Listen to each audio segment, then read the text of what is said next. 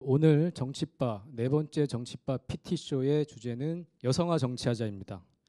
각 정당에서 선발된 대표 선수들께서 나오셔서 여성 정책, 양성 평등 정책, 성평등 정책 이런 부분을 다채롭게 여러분들께 소개를 해드릴 것입니다. 그리고 한 가지 좀 양해 말씀드릴 게 있는데요. 5개 당이 참여를 하기로 했는데 새누리당에서 어제 불참을 통보했습니다. 그 연사로 예정됐던 분이 그 경선에서 탈락하셔서 공천을 못 받으셨어요. 그래서 참여를 못 하겠다고 어제 밤에 갑자기 연락이 와서 어떻게 손쓸 수도 없이 불참을 하게 됐는데요. 이제 본격적으로 PT쇼를 시작하겠습니다. 첫 번째 순서는 국민의당입니다. 국민의당 서울 강동을 후보이시고요. 강현재 변호사께서 국민의당의 여성 정책을 소개하도록 하겠습니다. 예, 안녕하십니까. 국민의당 강동구 예비후보 강현재입니다. 사실 제가 오늘 2번째였는데 아까 말씀하신 대로 새누리당 후보가 불참하면서 제가 1번이 됐습니다. 이번 총선에서도 이런 결과가 있기를 기대하면서 PT를 시작하겠습니다. 사실 제가 이제 지역구에서 출마를 지금 한창 해서 운동하고 있는 중이라 성실한 준비는 못했습니다. 이 점 먼저 양해를 드리고요.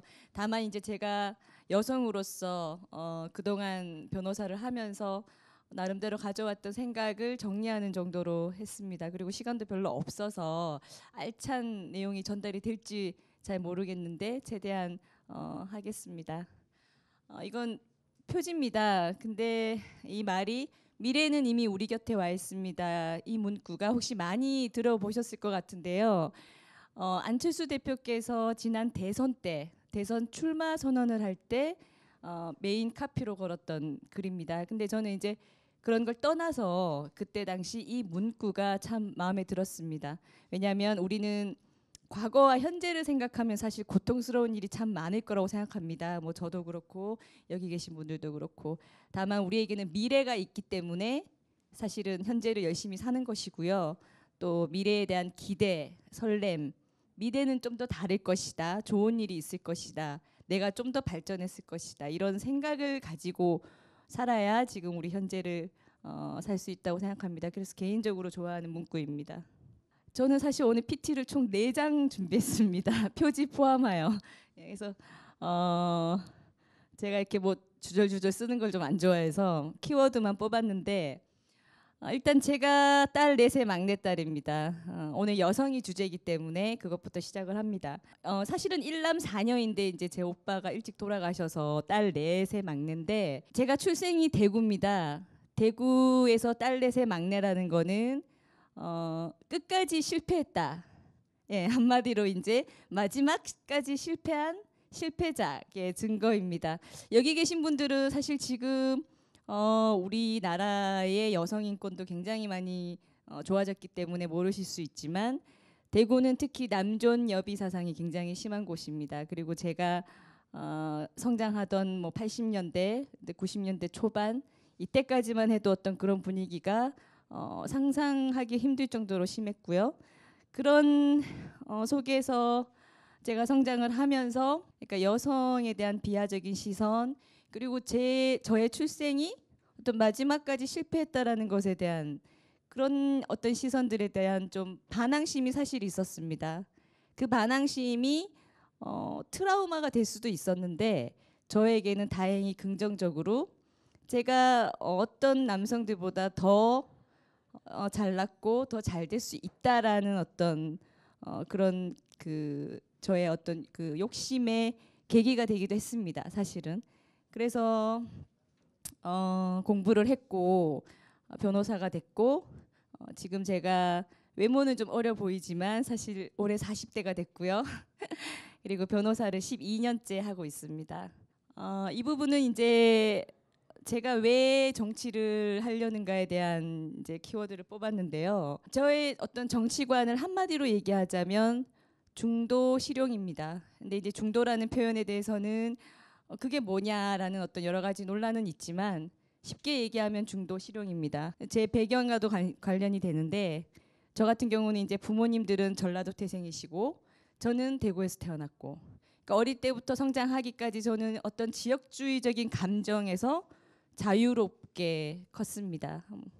그런 것들이 지금 정치판이 크게는 뭐 진보와 보수 또 호남과 영남 이렇게 구분하는 것에 대한 저는 거부감이 있습니다. 사실은 왜 그런 구분이 필요하고 그것이 우리 지금 대한민국을 사는 사람들이 행복하게 되는 것에 무슨 상관이 있는가라는 의문을 저는 어떻게 보면 태생부터 가지고 있었고 그런 양분화하는 사고에 대한 거부감이 근본적으로 내재돼 있습니다.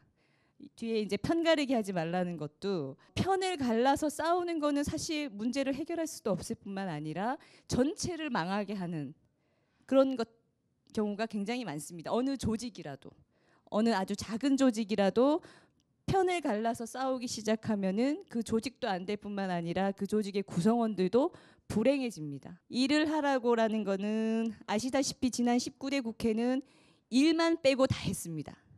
싸움, 뭐 개파 논란, 서로 기득권 지키기 그런 것들만 했기 때문에 목적과 상관없는 그런 것들 최대한 줄이고 실질적인 일을 하고 법률을 만들고 그리고 그런 것들을 하기 전에 현장에서 제대로 된 상황을 파악하고 이렇게 일을 하는 모습 저는 기본적으로 좀 뭔가 성과를 내고 일을 하는 것에 좀 집중하는 편이라 지난 국회를 보면서 저는 일 잘하는 모습을 좀 보여야 되겠다 국회에서.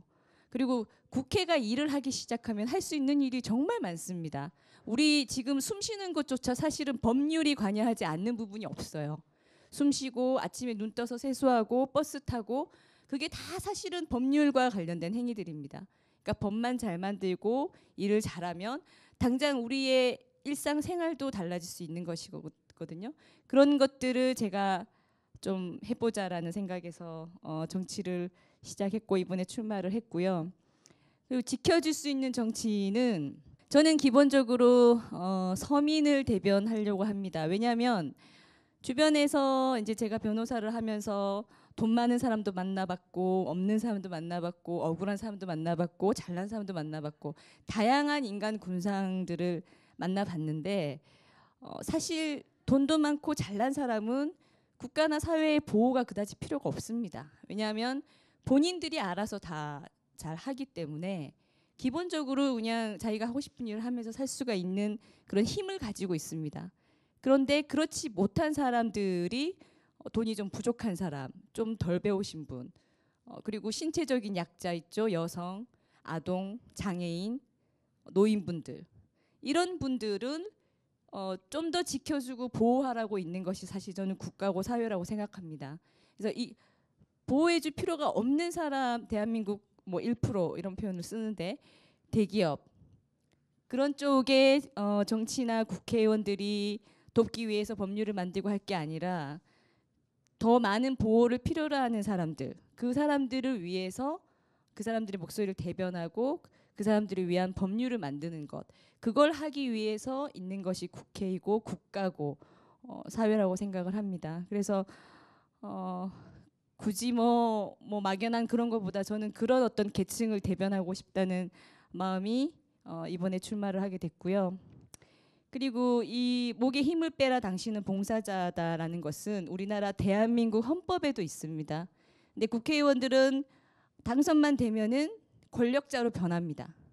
근데 우리 대한민국 헌법에는 모든 공무원은 국민의 봉사자다라고 천명을 하고 있습니다.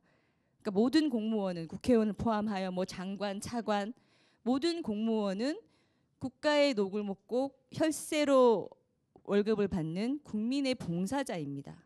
봉사의 마음으로 공직에 있어야 합니다. 사심이라든지 뭐 사리사욕을 채우기 위해서 또는 국민 위에 군림하기 위해서가 아니라 국민 아래에서 봉사하는 역할입니다. 우리 조직 어디를 가더라도 보면은 솔선수범해서 봉사하시는 분들 있죠. 그런 역할을 하는 겁니다. 근데 지금은 공직에 있거나 국회의원이 되면 권력자라는 인식이 너무 강하고 그분들이 권력자라는 어떤 인식은 우리 국민들도 하고 있어요. 사실 보면 높은 분이 오면 허리가 더 숙여지고 좀 못한 분, 높은 분 같이 오면은 높은 분에 대한 의전을 먼저 챙깁니다. 그런 어떤 인식부터가 우리 국민들 스스로도 지금 많이 몸에 배어 있다는 거죠. 국민이면 대통령 후보한테라도 얼마든지 마이크를 잡고 하고 싶은 항의를 할 수 있고 말을 할 수 있고 이런 것이 일반화되어야 된다고 생각합니다. 이게 핵심인데 지금 국민의당과 여성은 어떤 관련이 있느냐? 뭐 이거는 첫 번째 줄은 좀 우스갯소리입니다. 제가 지역에서 이렇게 보면은 확실히 안철수 대표는 여성 팬들이 많더라고요. 그래서 제가 왜 그런가를 봤더니 어떤 분이 우스갯소리로 그래요. 바람 안 피울 것 같지? 돈 많지? 이렇게 얘기를 하던데 그래서 뭐 50대 여성도 좋아하고 30대 애기 엄마도 좋아하고 그러더라고요. 그러면 우리 대한민국 여성에게 필요한 것을 국민의당이 해줘야 하고 정치가 해줘야 하는데 필요한 것이 뭔가에 대해서는 저는 세 가지로 정리를 했습니다. 첫째는 이제 범죄로부터의 보호입니다. 이 필요성은 사실 점점 더 커질 겁니다. 왜냐하면 지금은 여성 인권이 남성 인권 못지않게 커져 있기 때문에 남성들이 여성을 더욱더 힘으로 제압하려는 성향이 나타납니다. 왜냐하면 신체적으로는 여성이 약할 수밖에 없기 때문에 그런 것에 대한 이제 보호를 위한 데이트 폭력이나 이런 것에 대한 법률이 새로 정비가 돼야 되고 두 번째는 우리 대한민국 여성들을 잘났습니다. 교육 많이 받았습니다. 그렇기 때문에 그 힘을 대한민국 전반에 깔려있는 어떤 남성성을 제어하는 힘으로 쓸 수 있어야 됩니다. 남성이 아니라 남성성입니다. 예를 들면 폭력적인 거, 강압적인 거, 뭐 거친 술 문화라든지 이런 어떤 남성성을 상징하는 것들을 여성성이 이제는 좀 완화시켜주고 부드럽게 해주고 좀 선진화시켜줄 필요가 있다. 그렇게 하기 위해서 여성성이 공직에 더 많이 들어갈 수 있도록 예를 들면 뭐 할당제라든지 이런 것들이 법률로서 빨리 만들어져서 보호돼야 된다라는 거고요. 또 여성하면 빼놓을 수 없는 것이 모성에 관한 겁니다. 아이를 출산하고 키워야 되기 때문에 이것이 사실은 여성의 어떻게 보면 자유와 인권에 대해서 방해하는 측면도 없지 않아 있습니다. 왜냐? 남성이 도와주지 않고 여성에게만 책임이 지워질 때는 이것이 여성 인권을 해치는 부분이 되기도 합니다. 여자의 책임이 아닙니다. 요즘 뭐 아기 낳아서 영아 유기하고 살해하고 하죠. 그러면 그 미혼모가 처벌되죠. 사실은 왜 미혼모만 처벌돼야 되겠어요? 아기는 둘이 만드는 건데.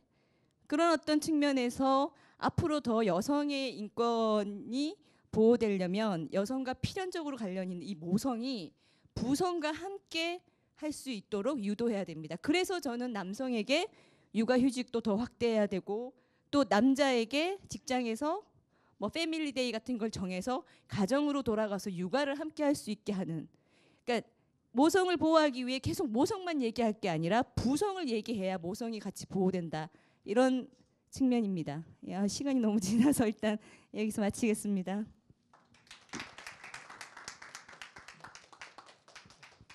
일단 처음 시작하시는 거니까요. 되게 많이 떨리셨을 것 같고 그런 측면에서 몇 분 보너스 드린 걸로 그렇게 정리하도록 하겠습니다. 다음 연사들께서는 시간 좀 지켜주시면 좋겠고요. 예, 그러면 두 번째 PT를 들어보도록 하겠습니다. 정의당 비례대표 1번이시죠? 이정미 부대표님 박수로 모시겠습니다. 네, 꽃피는 봄 4월이 오면 사람을 사랑하는 정당 기호 4번 정의당으로 선택해 주십시오. 정의당 부대표 이정미입니다. 반갑습니다. 이 표지를 보시면 어디서 많이 들어보신 말일 거예요. 제가 잠깐 빌려왔습니다. 작년 그 캐나다 총리 신임 총리였던 트리도 총리가 내각을 15명씩 남녀 동수로 구성을 했잖아요. 아니 당신은 왜 그렇게 내각을 구성을 했습니까? 그랬더니 단 한마디로 대답을 했습니다. 지금은 2015년이니까요. 2016년에 그러면 우리 대한민국도 그러한 내각을 꿈꿀 수 있는 그런 정치 환경에 놓여 있는가? 저는 오늘 뭐 많은 우리 당의 여성 공약들이 있지만 한 가지만 좀 말씀을 드리고 싶습니다. 2006년도에 인터넷에서 된장녀라고 하는 단어가 떠오르기 시작했습니다. 뭐 다 아시죠? 여기도 다 된장녀 소리 한 번쯤 들어볼 법한 네, 뭐 굳이 된장녀가 어떤 얘기인지까지는 말씀드리지 않겠습니다. 그 후에 김치녀, 루저녀, 개똥녀, 뭐 개풍녀, 여러 아무튼 인간 사회 안에서 굉장히 무례하거나 공동체에 해악을 끼치는 사람들에 대해서 비난을 할 수가 있습니다. 그런데 이상하게도 지난 몇 년 동안 그런 사람들이 특정 여성에게, 그것도 사실관계가 제대로 밝혀지지도 않은 그런 사건들에 대해서 어떻냐 이런 말들이 계속 이렇게 붙여져서 사회에 유포되고 또 그렇게 한번 인터넷에 유포된 사람들은 집중적인 공격을 받는 이런 상황들이 벌어졌습니다. 뭐 지하철역까지 있었죠. 그래서 이렇게 왜 여자들만 이렇게 공격을 받지? 그래서 보통 남자들한테는 어떤 남이라고 붙는 게 있지? 찾아봤더니 딱 하나가 있었어요. 뭘까요? 맞히시는 분? 딱 하나 있었습니다. 쪽벌남. 네, 사실 이러한 어떤 여성과 남성 간의 갈등의 시작이라는 것은 99년도 헌법재판소에서 군 가산점제에 대한 위헌 판결이 내려지고 나서부터였는데요. 사실 이 문제는 제도와 정책을 어떻게 쓰느냐에 따라서 인간 공동체 안에서의 갈등을 훨씬 더 부추기는 방향으로 나갈 수 있다라고 하는 그런 굉장히 나쁜 선례를 남겼다고 보거든요. 그러니까 군대를 다녀온 많은 남성들에 대한 합리적인 보상을 정부가 어떤 좋은 정책과 제도로 만들어낼 것인가를 고민을 해야 되는데 그 보상을 어떻게 했죠? 차별적인 제도로 만들었기 때문에 그 갈등을 계속 부추겨 왔다는 것이죠. 예를 들어서 지금 노동시장의 그 이중구조, 그래서 청년과 아버지와 아들의 어떤 노동시장을 놓고 다툼을 벌이게 만드는 이런 정책과 저는 똑같은 것이라고 봅니다.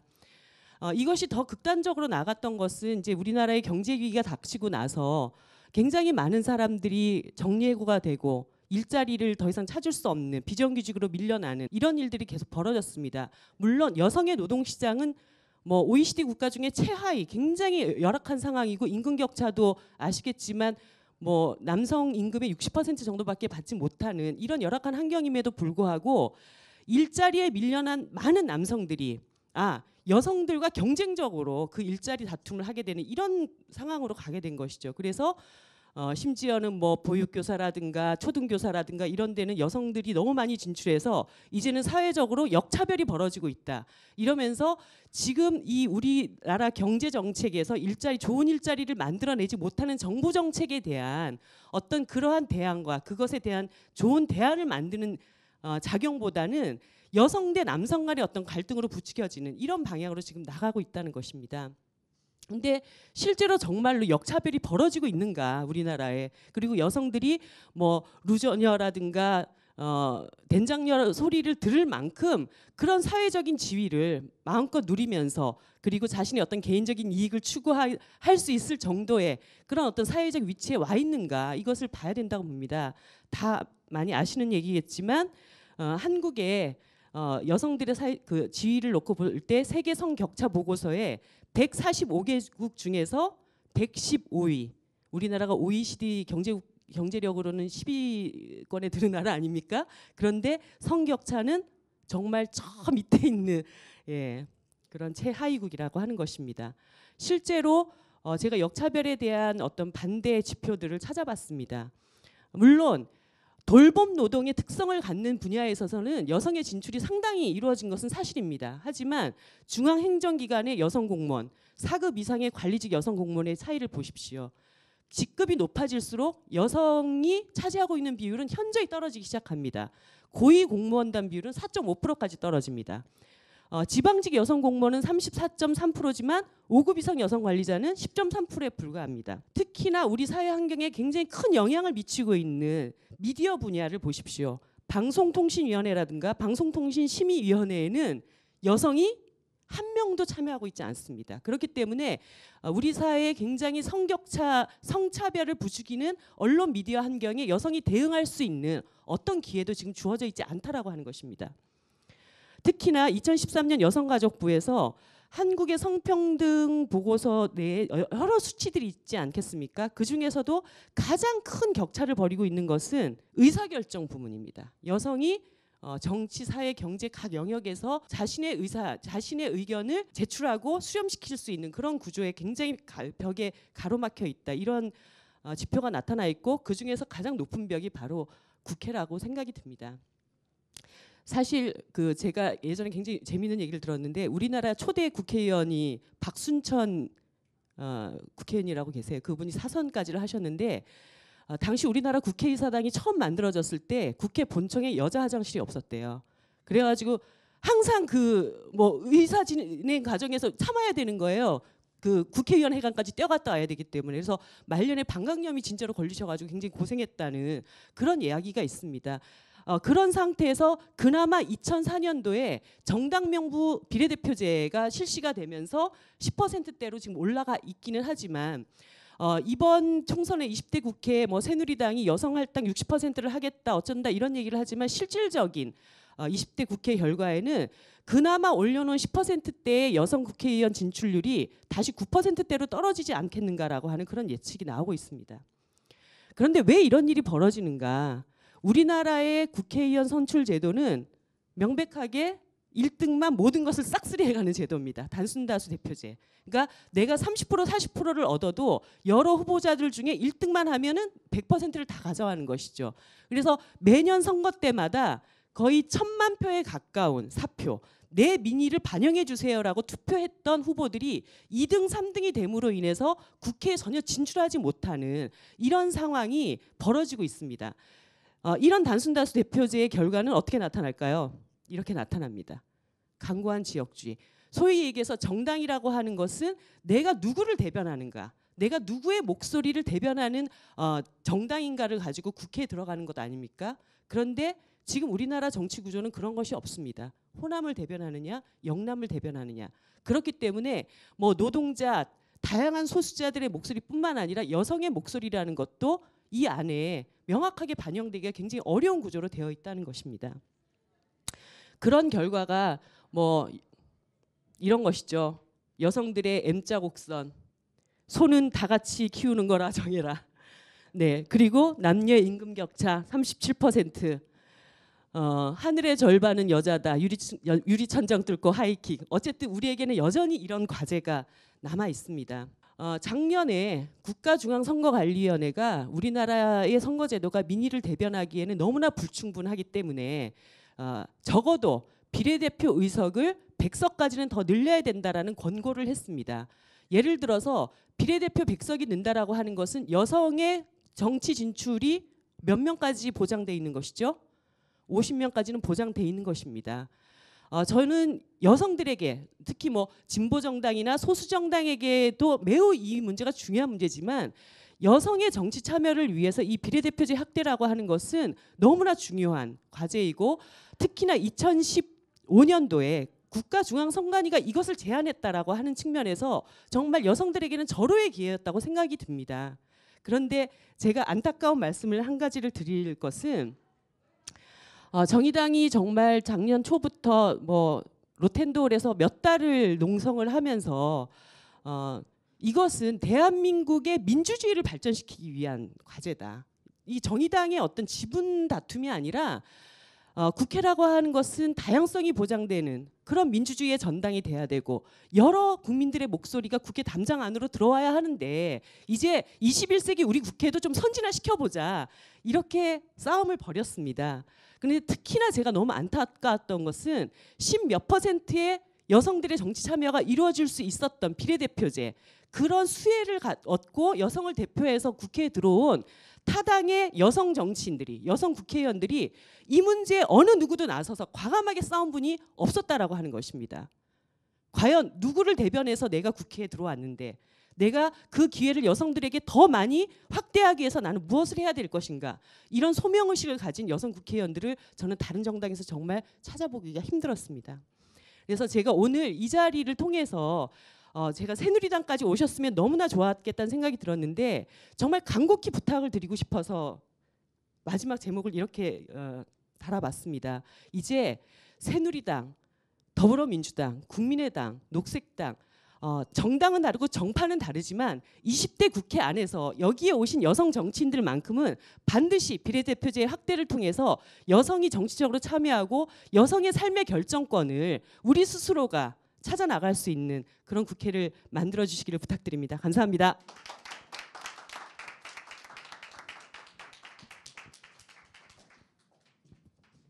중앙선거관리위원회에서 한 작년 꽤 오래 전에 선거제도 개혁안을 내놓은 것 같아요. 비례대표를 100석으로 늘리고 그래야지만이 민의를 제대로 반영할 수 있다. 그게 이제 각 정당에서 아무 생각 없이 정말 당리당략만 따지다 보니까 오히려 역행을 해서 지금 비례대표가 53석에서 오히려 47석으로 줄어든 거고, 정말 전 그 생각은 못했는데 그러면 그럴수록 여성의 국회 진입이 원내 진입이 더 어려워지는 상황이었네요. 이정미 부대표님 말씀 들으니까 그것도 여성 정치, 여성의 정치 참여와 비례대표 확대가 연관되어 있는 문제였구나, 그걸 알게 됐습니다. PT 잘 들었고요. 세 번째 연사를 모시도록 하겠습니다. 최근에 좀 시련이 있음에도 불구하고 오늘 약속을 지키기 위해서 이 자리까지 나와주셨습니다. 우리 의리의 더불어민주당 김빈 의원님을 모시도록 하겠습니다. 박수로 맞아주십시오. 네, 인사드리겠습니다. 김빈입니다. 원래 제가 이 PT쇼를 준비를 다른 내용을 했었거든요. 그런데 최근에 이제 개인적으로도 그렇고 당 내에서도 그렇고 일이 있어서 제가 내용을 바꿨습니다. 원래는 사실 그렇잖아요. 사람들이 제가 다 멘탈 붕괴가 있을 거라고 생각을 해서 오셨어요? 막 이러더라고요. 근데 제 이야기를 드리려고 합니다. 제가 더불어민주당에서 지금 2달 조금 넘었어요. 너무 짧죠. 지금 여러 선배님들 계신데 제가 더불어민주당에 들어와서 느꼈던 거, 봤던 거 7가지를 여러분께 일반인의 시각으로, 제 시각으로 말씀을 드리려고 합니다. 김빈이 더불어민주당에서 본 7가지. 사실 그렇습니다. 아직도 물어보세요. 디자이너가 왜 정치야? 아직도 물어보세요. 제가 한 1000번은 대답을 한 것 같습니다. 그리고 문재인 대표님 만났을 때 어땠어? 그래요. 그래서 제가 그랬죠. 멋있었다고. 그 문 대표 까르르 막 이렇게 짤 돌더라고요. 근데 정말 그랬습니다. 문 대표님이 말씀 많이 안 하셨어요. 그리고 전 정치를 하는 거에 있어서 사실 그렇지 않습니까? 정치 혐오, 무관심 이런 거 있잖아요. 제 주변에서도 야, 너 그럼 시집 못 가. 이런 것부터 별 말들이 있었어요. 그런데 제가 문 대표님 눈을 보고 그 순수한 눈을 보고 이제 녹아버린 거죠, 사실. 그리고는 마음을 조금 다잡고 어려운 당을, 그리고 제가 이분을 도와야겠다, 돕고 싶다, 이러한 마음이 들었어요. 결국 사실 그랬을 겁니다. 그냥 되게 무게감을 잡고 야, 우리랑 함께하면 좋아, 정말 괜찮아, 너 성공할 수 있어, 이랬다면 오히려 굉장히 매력이 없었을 수 있어요. 그렇죠. 지금 우리들 누가 하란다고 막 강요한다고 하면 더 반감이 생기잖아요. 근데 말씀을 오히려 많이 안 하시고 진정성을 보여주신 거죠. 우리 당이 많이 이런 상황인데 이랬으면 좋겠다. 근데 제가 어떻게 도와드리면 될까요? 이렇게 돼버린 거죠. 결국에 움직이는 거는 진정성인 것 같고 누가 시켜서 한다고 하는 거는 내용이 그렇게 튼실하지 않은 것 같아요. 최근에 이 사진이 이제 최성 의원님 트위터에서 돌았는데 사실 그렇습니다. 제 안타까운 시간도 있고 그렇지만 다음에. 그리고 필리버스터도 마찬가지였던 것 같아요. 필리버스터를 통해서 최근에 더불어민주당의 많은 의원들께서 이제 진가를 보여주셨죠. 그 전까지는 사실 정치는 저도 그렇게 생각했어요. 그놈이지. 맨날 쌈박질하고 맨날 서로 묻고 뜯고 막. 지금은 게다가 저희 아까 말씀 나눴는데 아니 정책 얘기를 하고 우리가 이런 정책을 펼치겠습니다라고 얘기해야 할 시간에 공천 가지고 지금 아주 시끄럽잖아요. 선거 28일 남았는데 그러면 정치인에 대한 신뢰가 생기겠냐고요. 그렇죠? 그런데 요즘에는 이러한 필리버스터나 다른 많은 제도들 이러한 사건들로 인해서 어떻게 보면 좀 정치인에 대한 본질, 무조건 기사 쓰기 좋은 기사들이 나는 것이 아니라 이제 내용이 조금씩 보여지는 것 같습니다. 두 번째는요. 제가 디자이너잖아요. 그런데 처음에는 그랬습니다. 내가 여기 와서 무엇을 기여할 수 있을까라는 의문을 가졌었거든요. 그런데 실제로 들어와 보니까 제가 굉장히 쓸모가 있는 거예요. 예를 들어 지금 더더더 뭐 이렇게 더불어민주당 굿즈 보셨죠? 그리고 더불어민주당 로고 어떠세요? 그 옛날 로고 기억나세요? 별로 기억 안 나시죠? 이게 사실 전 디자인의 힘이라고 생각합니다. 그렇잖아요. MP3는 한국의 작은 기업에서 발명을 했지만 우리가 기억하는 MP3는 뭐죠? 아이팟이잖아요. 그렇죠? 그럼 같은 기능을 하는데 무엇이 차이가 있었을까요? 왜 더 매력이 있었을까요? 왜 나는 아이팟 아니면 아이폰을 꼭 가져야 할까요? 저는 디자인, 뭐 디자인뿐만 아니라 창작하는 사람들, 그리고 예술 영역에 있는 분들, 기획자들, 그리고 인문학에 계시는 분들이 앞으로 정치에 더 많은 영향력을 끼칠 거라고 확신합니다. 그리고 미래 정치에서 가장 큰 힘은 저는 긍정의 힘이라고 생각합니다. 그리고 사랑의 힘이라고 생각합니다. 정말 굉장히 구태연한 표현처럼 보여요. 정치는 맨날 법 얘기하고 정책 얘기하고 어려워야 되는 거 아닌가. 그런데 저는 느꼈습니다. 더불어민주당이 흔들렸을 때 탈당으로 많은 시련을 겪었어요. 그렇죠? 대표 흔들기 뭐 이런저런 문제가 있었어요. 그런데 그것들을 해결했던 것은 뭐 이에는 이, 뭐 눈에는 눈 이게 아니라 완전히 다른 거였어요. 더불어 콘서트라는 걸로 전국에 계신 많은 당원 동지 여러분, 그리고 민심을 다시 찾게 됐습니다. 그런데 이거는 우리는 그러지 않았어요. 우리는 탈당한 사람들 미워하고 뭐 대표는 잘못하지 않았어요라고 변명하는 것이 아니라요. 다 같이 음악을 듣고 노래를 부르고 춤을 추고 그 지역에 관한 얘기를 하고 우리는 앞으로 희망이 생긴다. 꿈이 있다. 다 같이 함께 하자. 그러한 메시지를 통해서 다시 뭉쳐진 거예요. 그래서 저는 이번에 확신했습니다. 어려움을 극복하는 건요. 그리고 청년들이나 여성들의 어려움을 채워주는 것은 그것들을 잠시 고통을 먹게 해주는 진통제나 궁여지책이 아니라 사랑과 긍정의 힘 그리고 희망이라는 걸요. 그리고 제가 다음에 본 거 미래 정치에서 가장 큰 힘은요. 저는 여성과 청년이라고 생각합니다.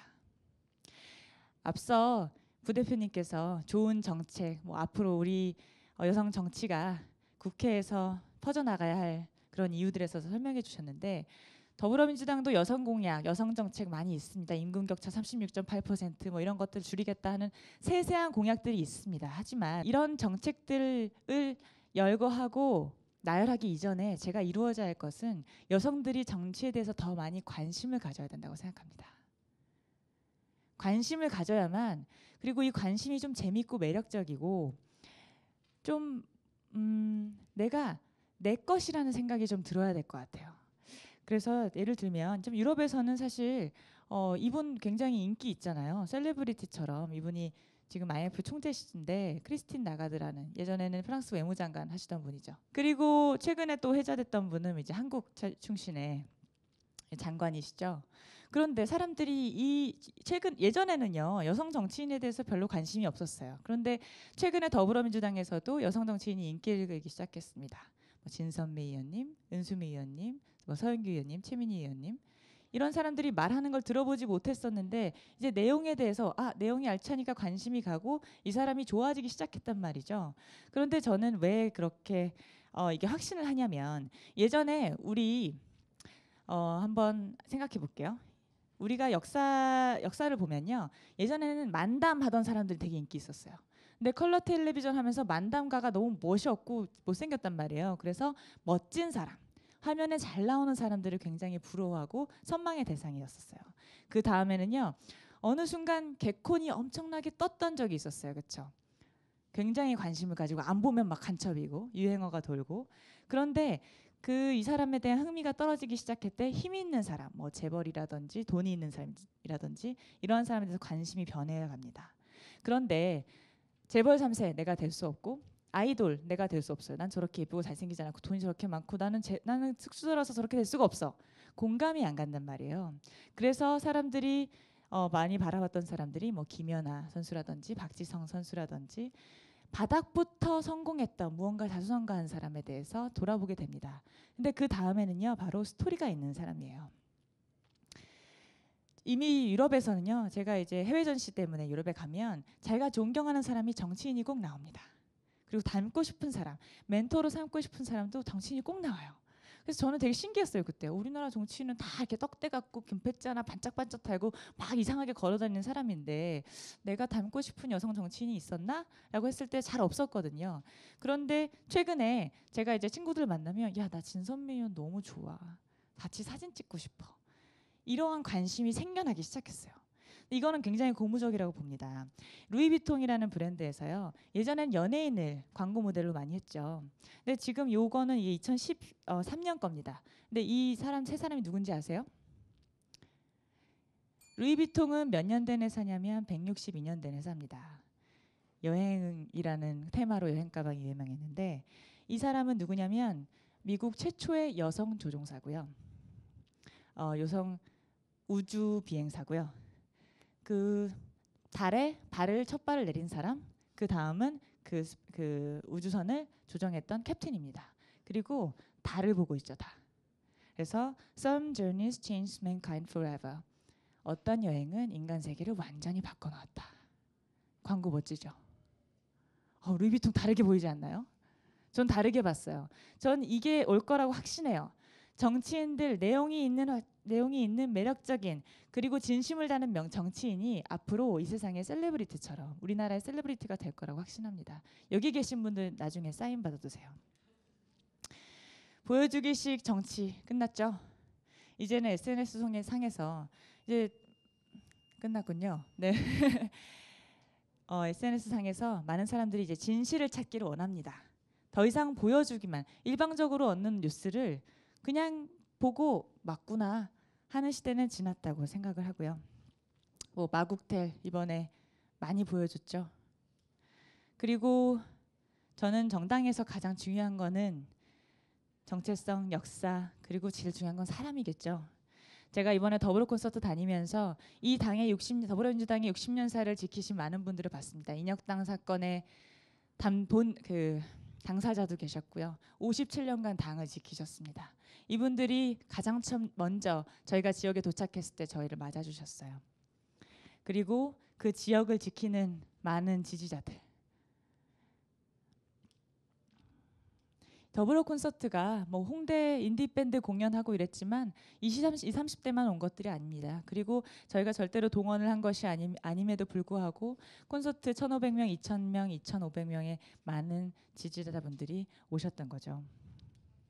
네.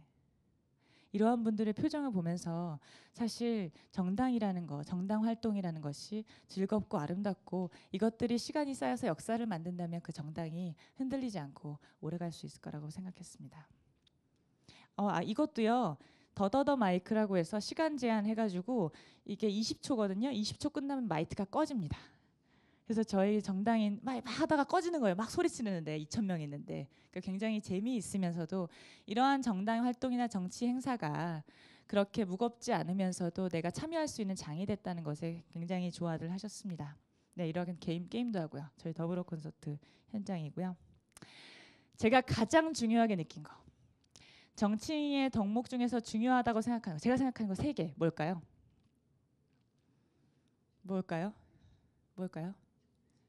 뭐 똑똑하면 좋겠고, 그렇죠? 그리고 말도 잘하면 좋겠고, 제가 생각하는 덕목은요, 바로 태도입니다. 이게 가장 중요한 것 같아요. 앞으로도 가장 중요하다고 생각할 수도 있습니다. 국민에 대한 태도, 그리고 정당인, 그리고 정치인에 대한 태도, 서로 간에 대한 존중, 그리고 법에 대한 존중. 그런 것들이 아름다운 정치인을 만든다고 믿습니다. 감사합니다. 예, PT 감사드립니다. 저희도 마이크가 나가게 했어야 훨씬 재밌을 뻔했는데 재미보다는 의미를 추구하는 PT쇼라고 말씀드리겠습니다. 김빈 위원님, 지금 어려운 상황에서도 멋진 PT 감사드리고요. 더불어민주당의 장래에 닮고 싶은 여성 정치인이 되길 빌겠습니다. 마지막 순서입니다. 녹색당인데요. 우리 녹색당에서는 지난번에 이어서 이번에도 PT 자료를 1등으로 제출해 주셔서 피날레를 장식하겠다고 마지막 자리를 찍어 주셨습니다. 녹색당의 신지혜 비례대표 후보님을 모시겠습니다. 네, 안녕하세요. 녹색당 비례대표 예정자 신지혜입니다. 반갑습니다. 저는 오늘 여러분에게 저희 어머니 이야기를 좀 해드릴까 합니다. 예쁘시죠? 저희 어머니는 제가 중학생 때 아버지와 이혼하셨습니다. 어머니가 이혼하실 당시 외가댁 가족분들은 어머니의 이혼을 완강히 반대하셨어요. 어느 날 저희 할머니가 저희 손을 꼭 붙잡고 이렇게 말씀하시더라고요. 지혜야, 너희 엄마가 이혼하고 나서 다른 남자랑 재혼하고 나면 그게 네 엄마일 것 같니? 아니야, 그 남자의 아내인 거야. 결국 저희 어머니는 이혼하셨고 지금은 재혼하지 않고 행복한 삶을 살고 계십니다. 시간이 많이 지났지만 저는 이따금씩 할머니가 하신 말씀이 떠오르고는 해요. 왜 할머니는 손녀에게 자신의 딸이 누군가의 아내가 될 것이라고 얘기했던 걸까요? 맞습니다. 지금까지 여성은 누군가의 딸이거나 아내이거나 엄마로만 불렸기 때문입니다. 저는 크면서 어머니에 대한 측은지심을 느끼고 자라왔습니다. 그리고 나는 젊은 세대이기 때문에 그렇게 살지 않을 것이라고 생각했죠. 그런데 성인이 되어서 사회에 나와 보니까 웬걸요? 이런 사태가 벌어지고 있었습니다. 이들이 이야기하는 훌륭한 여성의 상이란 이런 겁니다. 아이도 숨풍숨풍 낳고 그런데 약간 모자라 보이면서도 항상 방긋방긋 웃는 여성들. 여성아 정치하자. 왜 여성이 정치해야 할까요? 바로 이런 처참할 정도의 불평등한 한국 사회에서 여성의 삶을 조금이라도 더 낫게 만들기 위해서입니다. 그것이 제가 정치를 시작한 이유입니다. 그런데 기존 거대 정당들에서는 여성 정치인을 그저 액세서리 정도로만 생각하는 것 같습니다. 여성에게 지역구 할당 30% 하겠다 이야기하지만 지난 19대 국회에서는 여성 국회의원 비율 20%도 못 채웠습니다. 그리고 그들은 이렇게 이야기합니다. 뽑을 만한 여자가 없었어. 근데 과연 그럴까요? 저는 살아오면서 훌륭한 여자들을 많이 만났습니다. 저는 중학생 때 두발자유 운동을 진행했습니다. 그러면서 저를 이끌었던 대학생 언니 때문에 즐겁게 청소년 운동을 할 수 있었습니다. 나이가 들어서 고등학생 때는 고등학교에 진학하지 않고 대안학교를 선택했습니다. 대안학교에 가보니까 담임 선생님도 그리고 교장 선생님도 모두 여자였습니다. 하지만 그분들은 그 누구보다 훌륭히 선생님의 역할을 해주셨어요. 성인이 돼서는 사회적 기업에 취직했습니다. 그 당시 대표님도 그리고 직원의 과반수가 여자였습니다. 그리고 지금은 청년의 자립과 지역재생을 실험하는 청년 단체를 만들었는데요. 제가 지금 만나고 있는 여성 또래 청년들은 그 누구보다도 씩씩하고 용감하고 똑똑한 친구들입니다. 그런데 정말 안타깝게도 제가 만나온 많은 여성들이 단지 여자라는 이유로 경력도 자원도 그리고 경험도 부족한 환경에 자주 처해지곤 했습니다. 이런 환경에서 여성 정치인들은 남성 정치인에게 간택되어 정치인이 됩니다. 그리고 이렇게 뽑힌 여성 정치인들은 사실 남성 정치인과 진배 없습니다. 이제 저는 달라져야 한다고 생각합니다. 이제 우리에게는 그냥 여성 정치인이 필요한 것이 아닙니다. 우리에게는 스스로 정치하는 여성 정치인이 필요합니다. 저는 어느 시기에 정당에게 공천받거나 발탁되거나 간택되지 않았습니다. 저는 사회적 운동, 그리고 청년단체, 사회적 기업, 대안교육, 제 삶 속의 모든 과정들이 모두 정치였다고 생각합니다. 그리고 스스로 녹색당을 선택하고 정치에 나오기로 결심하였고, 그리고 또한 어떻게 누군가와 훈련해 나갈 것인지를 스스로 만들어가고 있습니다. 이렇게 훈련된 여성 정치인이 여성 정책, 성평등 정책을 이끌어 나가고 여성의 목소리를 스스로 내야 합니다. 다시 저희 어머니 이야기로 돌아올게요. 저희 어머니는 무려 3자녀를 두셨습니다. 그런데 아이를 키우고 낳으시면서 일에 대한 욕심은 놓치지 않으셨어요. 그래서 끊임없이 일을 하셨는데요. 결혼하시기 전에는 치과 간호사로 일하셨습니다. 첫째를 낳으신 이후에는 치기공사로 일하셨어요. 그리고 둘째를 낳고 난 이후에는 빨간펜 강사로 일하셨습니다. 그리고 셋째를 낳고 난 이후에는 작은 부동산의 사무직으로 일하셨습니다. 3번의 출산을 경험하셨지만 한 번도 이전 직장으로 돌아가실 수 없었어요. 그리고 항상 밖에 나돌지 말고 집이나 돌보라고 이야기하시는 남편과 시부모와 갈등이 일어나곤 했습니다. 2016년 얼마 전이었죠.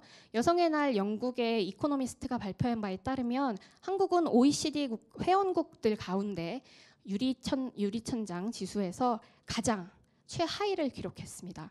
이거는 여성이 일하기 가장 나쁜 나라로 4년 연속 뽑힌 결과라고 합니다. 저희 어머니가 겪으신 불평등이 아직까지도 이어져 내려오고 있는 겁니다. 그래서 많은 정당들이 이 문제를 해결해야 된다고 이야기해요. 심지어 오늘 오시지 않은 새누리당에서도 이 문제 해결해야 한다고 말씀하십니다. 그런데 이들이 이야기하는 여성 정책의 그 근거를 들여다보면 이겁니다. 출산율을 높여야 한국의 국력이 유지될 수 있다. 이분들이 말씀하시는 그 문제 근거의 저변에는 여성은 출산하고 양육한다. 그렇기 때문에 아이를 낳게 하기 위해서 이 불평등을 완화해야 한다라고 이야기합니다. 녹색당 그리고 저는 이런 문제의 근거부터 바뀌어야 한다고 생각합니다. 이제는 정책의 관점이 바뀔 때가 되었습니다. 이제는 여성 출산율을 높이기 위한 것이 아니라 좀 더 평등한 사회를 만들기 위해 남자와 여자가 함께 공존하기 위한 삶을 만들기 위해 성평등 정책이 필요합니다. 그를 위해서 저희 녹색당에서는 그동안 여성에게만 부과되어 의무인 돌봄 노동을 사회 구성원 그리고 정부가 나누어야 한다고 이야기합니다. 그래서 평등 돌봄과 인권 보육 정책, 그리고 여성 일자리 안정 정책, 그리고 여성의 사회 참여 보장 정책으로 여성의 보육 문제, 일자리 문제, 그리고 할당 문제, 여성이 어떻게 사회 참여를 보장할 것이냐 문제까지도 다 갖고 있습니다. 그런데 사실 오늘 많은 얘기는 듣지 못했지만 각 정당이 제시하고 있는 여성 정책의 상황은 굉장히 비슷합니다. 왜냐하면 시민들이 제시하시는 대안이 비슷하기 때문입니다. 그렇다면 저는 어떠한 정책인가도 중요하지만 과연 그 정책을 제시하고 있는 정당에서 그것을 내부에서부터 실천하고 있는가, 그걸 잘 지켜봐야 한다고 생각합니다. 19대 국회에서 여성에게 지역구 30%, 비례 50%, 여성에게 할당하겠다, 여성에게 권력을 넘겨주겠다고 이야기했지만 전혀 지키지 못했습니다. 이 약속은 한 번도 지켜진 적이 없습니다. 하지만 녹색당에서는 이번 총선을 대비하여 지역구, 비례 후보 다 합쳐도 절반이 여성입니다. 이것도 심지어 공천이나 할당 없이 여성이 자연스럽게 후보로 나와서 선출된 결과입니다. 또한 운영위원장, 정책위원장, 지역별 운영위원장, 주요 집행 책임자들이 모두 여성입니다. 그리고 현장 곳곳에서 활동하시는 현장 활동가들도 대부분 다 여성입니다. 그리고 정당 중 유일하게 여성이 과반 이상인 정당입니다. 여성이 많다는 것이 중요한 게 아니라 이렇게 여성이 주체적으로 정치에 참여할 수 있는 당내 문화가 만들어져 있다는 것이 중요합니다. 사실 이거는 한국 녹색당만 보이는 특성은 아닌데요. 녹색당은 90여 개의 나라에 있는 지구적 네트워크 정당입니다. 독일 같은 사례를 좀 들여다보면 독일 녹색당은 다른 정당들보다 가장 먼저 50% 여성 할당직을 실시해서 다른 정당들이 그 정책을 지킬 수밖에 없게끔 전이 효과를 냈었던 정당이에요. 한국 녹색당도 이러한 당내의 성평등 문화와 정책을 다른 정당으로 그리고 사회로 퍼뜨려 나가겠습니다. 그리고 사실 녹색당은 다른 정당들이 미처 담고 있지 못한 성평등 정책을 갖고 있는데요. 차별금지법과 그리고 여성의 임신 출산 보장에 관련한 법률이 그겁니다. 2007년 유엔 권고에 따라서 차별금지법의 입법 시도가 여러 번 있었지만 아직까지도 입법은 이루어지고 있지 않습니다. 그리고 그동안 여성과 성소수자를 향한 혐오 발언들은 끊임없이 이루어져 내려오고 있습니다. 이제 녹색당은 여성, 그리고 장애, 나이, 인종, 사상을 넘어서 이 성적 지향 모든 것까지 포함해서 차별하지 않는 차별금지법을 조속히 제정할 것을 약속드립니다. 그리고 또한 여성의 임신 출산 결정권을 보장할 건데요. 유엔이 이미 여성에게 이 자기 낙태죄 폐지를 하라고 권고한 지 너무나도 오래됐습니다. 이미 해외에 미국, 일본, 영국, 독일 다른 나라에서는 형법상 자기 낙태죄라는 것이 없고 사회 경제적 인공 임신 중절을 허용하고 있습니다. 그런데 한국만 여성이 모든 생명에 대한 문제들을 다 감당하고 있죠. 녹색당은 사회 경제적 사유 등 여성의 임신 출산 결정권을 보장하고 형법상 자기 낙태죄를 폐지할 것입니다. 이렇게 녹색당에서는 모두가 말하는 정책, 그리고 모두가 말하기 꺼려하는 정책, 그리고 실천하지 못하는 정책, 이 여성 정책, 성평등 정책 이 세 가지를 모두 다 갖고 있습니다. 그리고 이제 녹색당은 성평등 정책이 과거 통상적인 여성 정책에서 벗어나 성평등 모두를 포괄하는 정책으로 나아가야 한다고 이야기합니다. 즉 여성이냐 남성이냐 이것이 중요한 게 아니라 모든 젠더들이 경제적으로 그리고 사회적으로 정치적으로 차별받지 않는 사회를 정책적으로 보장하고 만들어가는 것이 중요한 것입니다. 얼마 전 여성단체가 각 정당에게 보낸 성평등 사회를 위한 25개 젠더 과제에 녹색당이 가장 좋은 호응을 얻었습니다.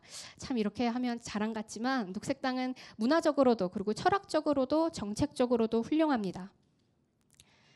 바로 이분들이 녹색당 분들인데요. 저희 할머니가 제가 크면서 이런 말씀을 많이 하셨어요. 지혜야, 여자는 참고 살아야 돼. 그리고 좋은 게 좋은 거야. 앞서 통계와 사례를 보셔서 아시겠지만 여성은 너무 많이 참고 살았습니다. 이제 그 문제를 소수의 여성 정치인이나 권력자에게 남겨둬서는 안 됩니다. 이제는 여성 스스로가 평등한 권리를 보장받기 위해서 밖으로 뛰쳐나와서 싸워야 합니다. 녹색당은 정치의 새로운 주체가 될 여성들을 끊임없이 정치판으로 초대할 것입니다. 그리고 그 싸움에 녹색당이 함께 하겠습니다. 감사합니다. 참고 살아야 한다는 할머니 말씀에 거역하고 그냥 참았다가 여기서 병마개를 따버린 듯한 사이다 같은 PT였습니다. 여성아 정치하자 PT쇼 2부를 시작하겠습니다. 박수 한번 쳐주시죠. 네. 제가 그러면 강현재 후보님한테 질문 드리겠습니다. 국민의당 여성 정책에 대해서 이거는 내가 꼭 얘기를 했어야 되는데 못하고 넘어간 게 있으면 간단하게 소개해 주시기 바랍니다. 국민의당 아시다시피 생긴 지 얼마 안 됐습니다. 그리고 바로 총선이 있고요. 저만 해도 이제 지역구 후보로서 지금 매일같이 전쟁을 치르는 기분입니다. 왜냐하면 제3당이라 지역에 당원도 없고 조직도 없고 돈도 없고 정보도 없고 아무것도 없습니다. 그래서 저 후보 혼자 있기 때문에 지금부터 뭐 거대 정당과 조직과 정보 행사를 가도 뭐 소개도 안 해주는 그런 어떤 보이지 않는 큰 힘과 싸우면서 이제 국민의당의 후보로서 뛰고 있는데요. 국민의당의 지금 언론에는 나오지 않지만 사실은 언론에서는 뭐 김한길 그 위원장님과 천정배 대표님, 안 대표님 사이에 뭐 연대를 둘러싼 이런 얘기만이 이제 집중 조명을 받고 있는데 계속 그 분야별 공약을 발표해 왔습니다.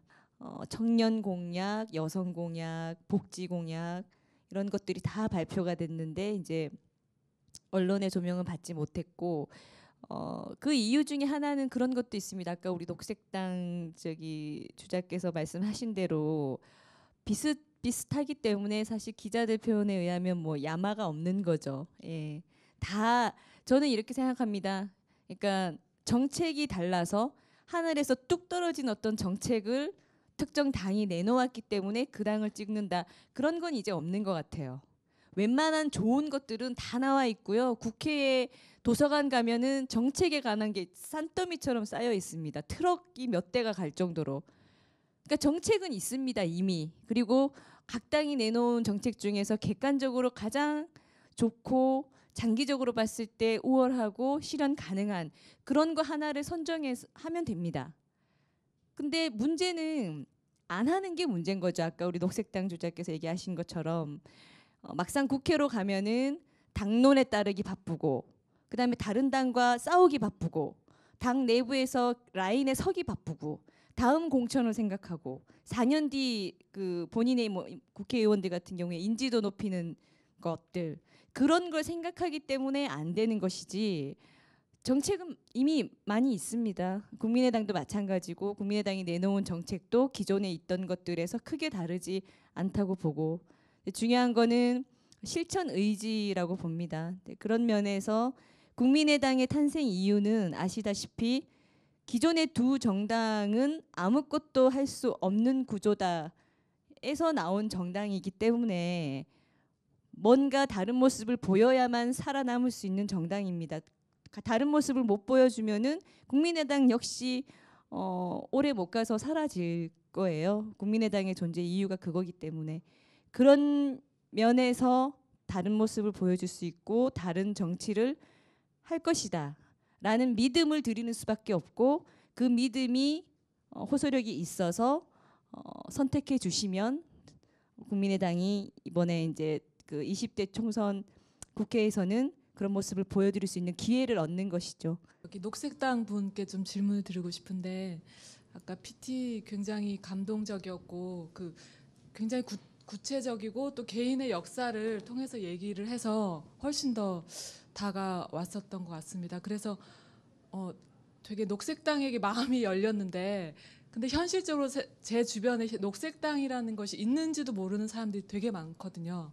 이런 녹색당이 그럼 과연 현실에서 어떻게 지금 좀 접근을 할 수 있을까라는 생각이 들었습니다. 녹색당이 2012년에 창당했습니다. 그리고 창당한 지 한 달 만에 총선을 치렀고 사실상 이게 처음으로 저희가 온 힘을 다해서 치르는 첫 총선입니다. 그런데 사실 녹색당 모르시는 분 맞아요. 많이 없습니다. 사실 저희 어머니도 뭐 녹색당, 저희 할머니도 녹색당 통합해 뭐 이런 반응을 보이시곤 하셨거든요.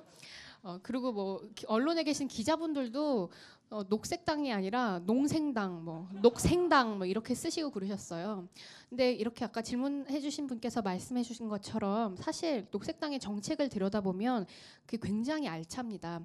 저희가 이 정책을 준비한 게 2015년 봄부터예요. 15년 봄부터 당원 모두가 모여서 그 이 정책에 대한 그 대회를 했습니다. 그래서 어떠한 이슈를 녹색당이 다뤄야 하는지 그리고 여기에 대해서는 실제적으로 어떤 정책이 필요한 건지 꼼꼼히 따져보고 11개 의제를 선정해서 그것에 대한 세부적인 디테일이 담겨있는 정책들을 지금 내놓고 있습니다.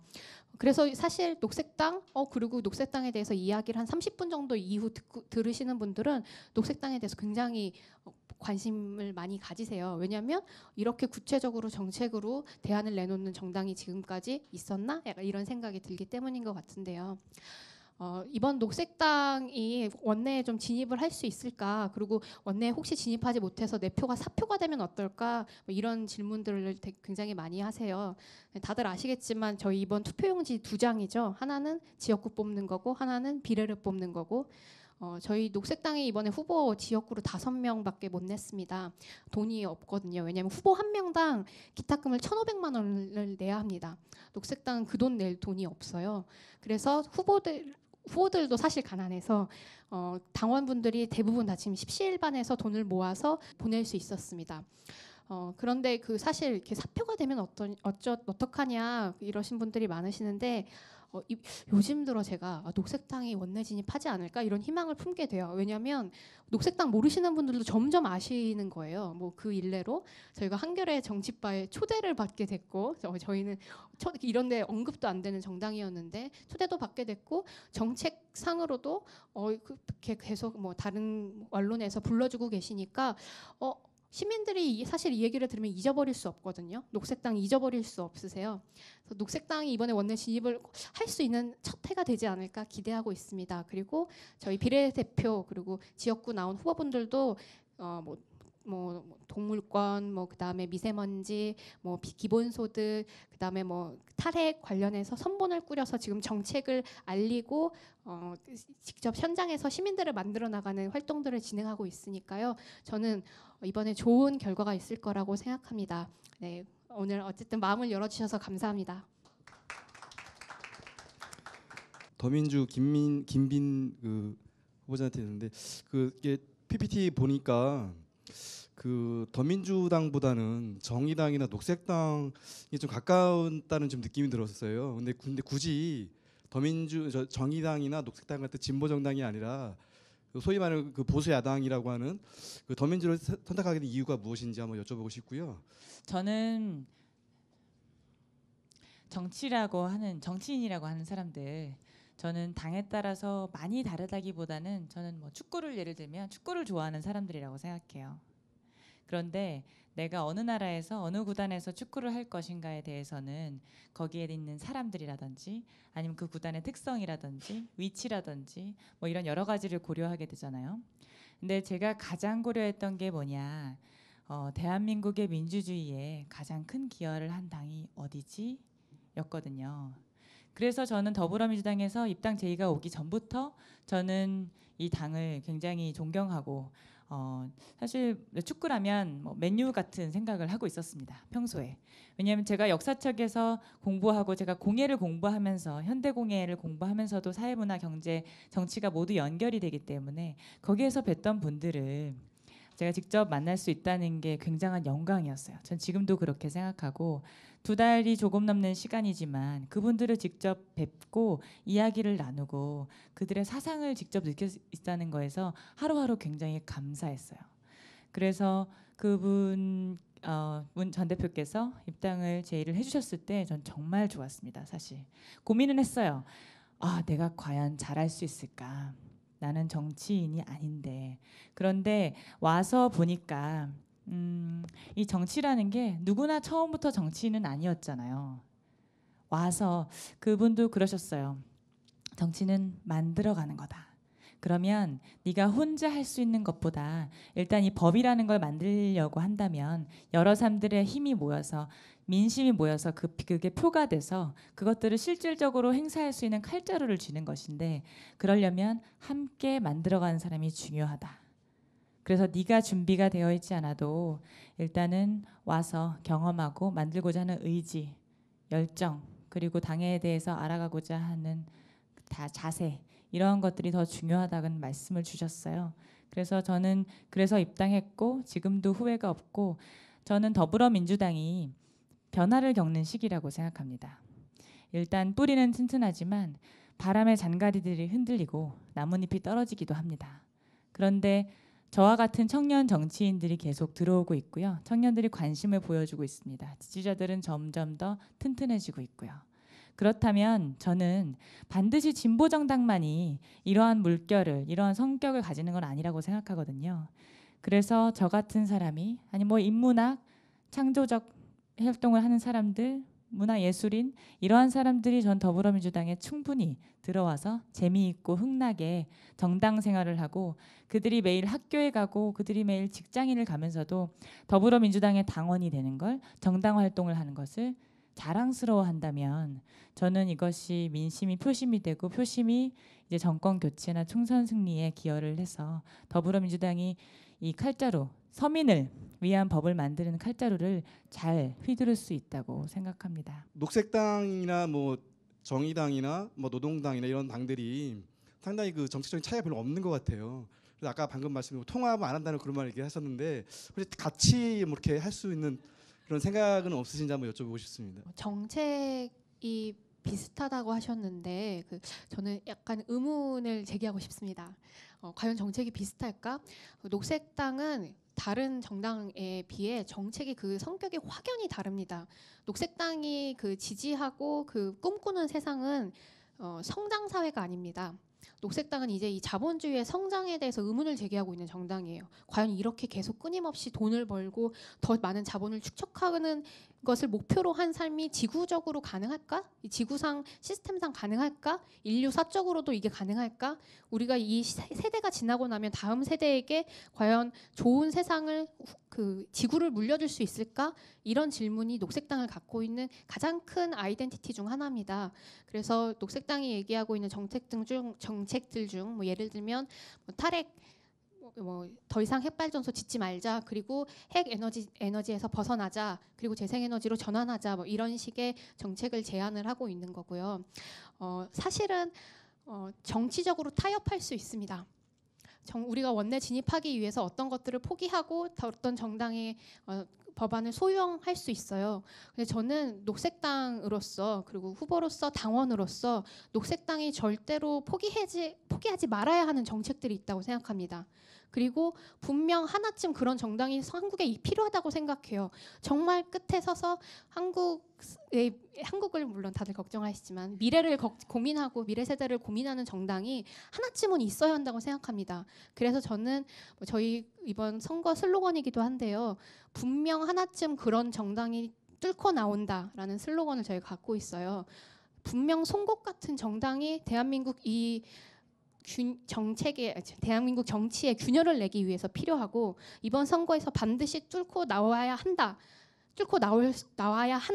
것이 전 중요하다고 생각합니다. 그래서 만약 혹시 저희가 통합할 수 있는 제안이 들어온다 하더라도 녹색당은 정책적 가치를 포기할 수 없기 때문에 성소수자, 동물권, 핵에너지, 지구 이런 문제에 대해서 포기할 수 없기 때문에 저희는 저희의 길을 갈 생각입니다. 네, 신지혜 후보님 말씀 받아서 조금 말씀드릴게요. 사실 이제 정의당에게 가장 선거 때마다 많이 오는 질문이 바로 이런 질문입니다. 한편에서는 노동당이나 녹색당 다 같은 진보 정당인데 거기랑 왜 통합을 안 하십니까?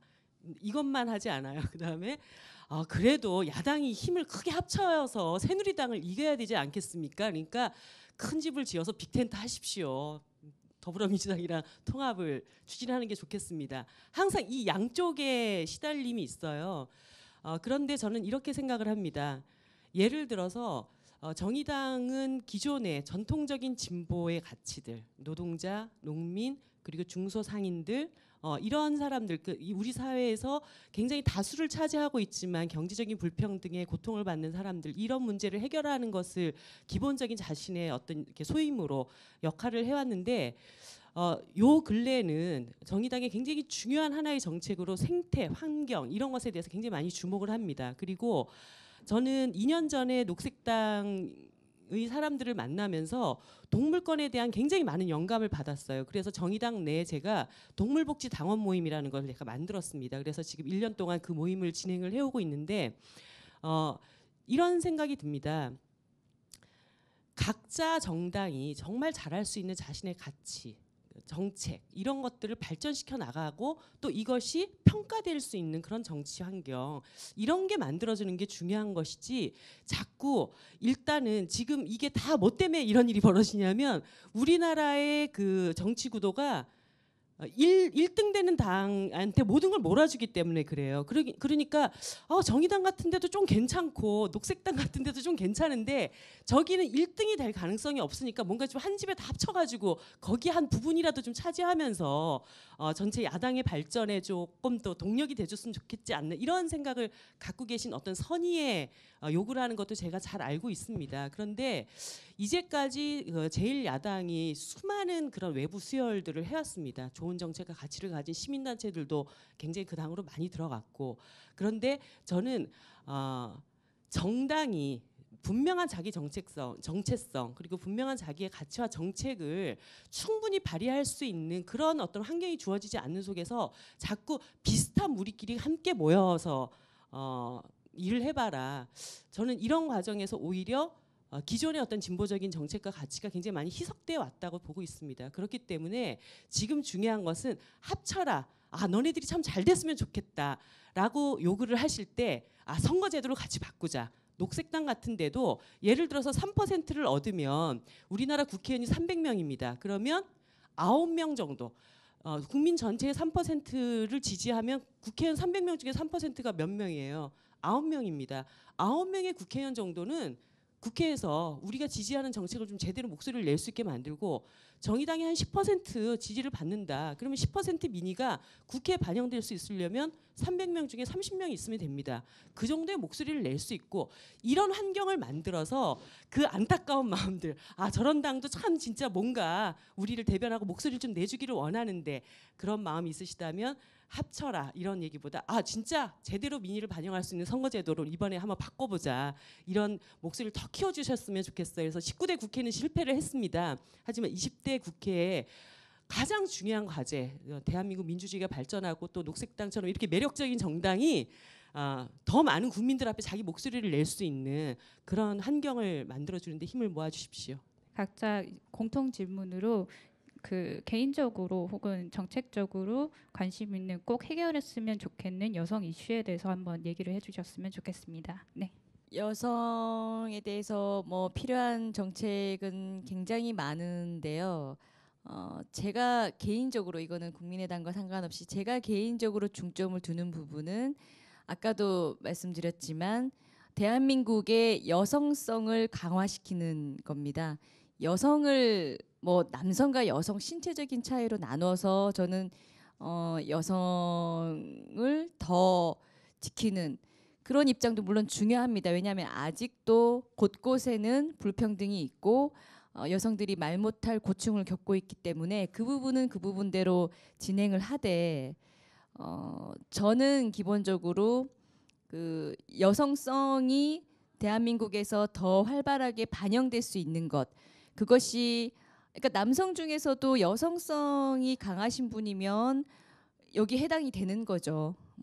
신체적으로 구분하는 게 아니라 근데 아무래도 여성성은 여성이 더 많이 가지고 있을 가능성이 높기 때문에 구체적으로 얘기하면 여성을 국회에 더 많이 보내서 지금과 같은 남성적인 국회 문화 패거리를 한다든지 여러 가지 부패에 연루된다든지 무책임하게 말을 바꾼다든지 그런 부분들에 대해서는 확실히 이 여성성이 있는 여성분들이 좀 더 깨끗하게 하고 꼼꼼하게 하고 말을 지키려고 하는 그런 어떤 측면이 좀 강합니다. 장점이죠. 그런 것들을 제도권 속으로 빨리 진입을 시키고 아까 여러 가지 얘기들이 나오지만 기본적으로는 윗물이 깨끗해야 이제 아래쪽으로 저는 여러 가지 변화도 생긴다고 봅니다. 그럼 가장 중요한 거는 정치 영역에 여성이 더 많이 진입하고 그리고 비례도 좋지만 지역구 출마도 얼마든지 가능한 그런 여성들이 각 당에서 키워야 됩니다. 그러니까 아까 여성 정치인 액세서리 이런 얘기가 있는데 사실 지역구에서 여성의 경쟁력은 상당히 약할 수밖에 없습니다. 지역의 문화라는 것이 상당히 거칠고 남성 중심의 정치가 더 현격히 심하고 거기서 이제 여성 정치인이 살아남기가 쉽지 않은데 그건 정당에서 키워줘야 되는 거죠. 그런 부분들이 채워지면 저는 언론을 통해서도 여성 정치인을 많이 보게 되고 여성 정치인이 활발하게 활동하는 걸 보게 되고 그러면서 각 정부 분야의 인식도 바뀌고 그걸 보는 대중의 인식도 바뀔 겁니다. 그래서 지금 여러 가지 당장 그 여성 유권자들을 위한 지역적인 어떤 정책들도 있을 수 있지만 크게는 그런 이제 정치 분야에서의 여성의 지위, 여성의 활약을 최대한 이끌고 보장하는 측면에 저는 주안점을 두고 싶습니다. 두 가지만 짧게 말씀드릴게요. 제가 가장 중점적으로 생각하는 거는 여성과 남성 간의 임금 격차인 것 같아요. 그런데 왜 이렇게 지금 36점 몇 퍼센트 돼 있죠? 맞나요? 네. 근데 OECD 평균이 15% 정도 됩니다. 그럼 굉장히 많이 차이 나죠. 이것들을 어떻게 줄일까? 당장 여자 임금 올려줘 이러면은 기업들이 올릴까요? 올리기 힘들 것 같아요. 그냥 당장 저보러 올려버려. 그러면은 여성의 고용이 줄어들 수도 있죠. 그러면 저는 어떻게 해줘야 되냐고 생각하냐면 여성들이 강점인 게 있어요. 저는 이제 작은 디자인 회사를 운영하고 있었는데 다 직원들이 여자입니다. 여자가 잘하는 분야예요. 여자가 잘하는 분야, 섬세하고 감성적인 것을 하고 뭔가 생각과 배려와 포용이 담겨야 하는. 예를 들어 선물을 받았을 때 선물 포장의 리본의 형태라든지 그 안에 있는 내용 포장재의 형태라든지 색깔이라든지 컬러라든지 이런 것들은 여성들이 충분히 잘할 수 있는 영역이에요. 그렇죠? 근데 그러한 영역에 저희는 이거 정신노동이라고 하는데 정신노동에 대한 가치가 돈으로 지불되어야 되거든요. 그러면 저는 이렇게 무언가 그냥 뭐 예를 들어 변호사나 의사나 이런 것들은 시간으로 많이 평가가 되잖아요. 시간당 그 페이로. 근데 예술가들이 무언가 작품을 하고 디자이너들이 무언가 디자인 그 결과물을 냈을 때의 가치는 무엇이 평가하죠? 이거는 정량적으로 재산이 될 수가 없어요. 정성적으로 되는데 그러면 소비자들이 이 가치에 대한 돈을 지불해 줘야 됩니다. 그렇잖아요. 그런데 지금 우리나라가 옛날에는 그냥 다이소 가서 편하게 샀어요. 근데 요즘에는 다이소보다 조금 더 비싸지만 프랑프랑에서 예를 들어 생활용품을 산단 말이에요. 왜냐? 같은 연필꽂이지만 이게 조금 더 세련된 것 같아라고 하는 가치를 지불하기 시작했단 말이에요. 그러면은 기업들이 그것들을 이제 알기 시작했다는 신호가 왔다고 생각해요. 저는. 그래서 그런 것들을 소비자들이 이 무형노동, 정신노동에 대한 가치를 인정하기 시작하면 그럼 임금 가치를 자연스럽게 좀 좁혀줄 수 있는, 그래서 여성들이 더 많은 곳에서 일하고 정당하게 좀 그 지불받을 수 있는 그런 환경이 조성되면서 그러면서 같이 정책적으로 같이 만들어줘야 된다고 생각합니다. 제가 얼마 전까지 정의당 당 내에서 비례대표 경선을 빡세게 치르고 이 자리에 나왔는데요. 그때 굉장히 저한테 많은 질문 중에 당신이 국회의원이 되면 1호 법안을 무엇으로 하겠느냐는 질문이 있었습니다. 사실 이제 진보 정당은 시대의 변화, 그 시대의 변화 속에서 사람들의 삶의 형태의 변화에 굉장히 앞서서 부응해 나가는 정책들을 내야 된다고 봅니다. 근데 우리나라의 그 여러 가지 법과 제도 중에 특히 가족관계와 관련된 제도는 정상혼, 그러니까 남자와 여자가 만나서 이제 하나의 가족을 이루고 결혼을 하는 이것을 중심으로 모든 것이 다 짜여져 있어요. 그런데 이미 사람들의 삶의 변화는 엄청나게 달라져 있습니다. 그러니까 지금 1인 가구가 4분의 1 전체 그 세대 중에 4분의 1이 되고 있고 통계에 의하면 2030년대가 되면은 35% 정도가 1인 가구가 될 것이다. 이렇게 보고 있습니다. 그런데 이제 1인 가구들이 보통 이제 삶을 택하는 뭐 여러 가지 방식들은 예를 들어서 주거 비용을 줄이기 위해서라든가 아니면 어떤 외로움을 달래기 위한 어떤 친분 관계라든가 이런 것들 속에서 혹은 또는 자신이 갖고 있는 섹슈얼리티에 의해서 다양한 어떤 그 가족 관계를 구성해 나갈 수가 있게 되죠. 그런데 정작 그러한 삶은 점점 늘어나고 있는데 법적 제도적으로는 그것을 어떤 것도 이제 보장해주지 못하는 이런 문제들을 이제 극복할 때가 되었지 않은가. 이미 서구 유럽에서는 그런 부분들이 상당히 실현이 되고 있기 때문에 제 입장에서는 어쨌든 20대 국회에는 생활동반자법 정도는 이제 우리나라에서 좀 한번 다뤄줘 볼 때가 됐다. 이런 생각을 갖고 있습니다. 그것을 이제 한 가지 말씀드리고 싶고요. 두 번째는 어쨌든 인간의 가장 기본적인 권리 중에 하나는 노동권이라고 생각을 합니다. 근데 여성의 노동권이 지금 상당히 열악한 상태에 놓여 있는데 특히나 여성들이 굉장히 주력하고 있는 여성 노동자들이 굉장히 많이 고용되고 있는 노동 시장이 크게 두 가지가 있습니다. 하나는 감정 노동이고 하나는 돌봄 노동입니다. 그런데 이 감정 노동과 돌봄 노동 속에서 처해지는 것은 여성 노동에 대한 차별뿐만 아니라 그 인간이 감내해야 될 여러 가지 고통들에 대한 이것들이 전혀 보상되고 있지 못한 이런 문제들이 있고요. 그래서 제가 다른 당의 여성 정책들을 많이 비교를 해봤는데 정의당이 갖고 있는 여성 정책 중에 조금 특출한 부분이 있다면 이 감정 노동과 돌봄 노동에 대한 어떤 임금, 그 다음에 그 안에서 오는 과도한 어떤 성적인 어떤 그 차별 이런 것들을 해소하기 위한 방안들을 정의당이 지금 제출하고 있다는 점을 꼭 말씀을 드리고 싶습니다. 저 녹색당에서 내놓고 있는 정책은 노동과 그리고 여성의 신체 그리고 차별금지법 이렇게 세 개를 좀 꼽고 싶습니다. 그러니까 뭐 노동에 대해서는 앞서서 그 부대표님께서 잘 말씀해 주셨지만 사실 여성에게 동일 노동, 동일 임금 이게 지금 제대로 적용이 안 되고 있어요.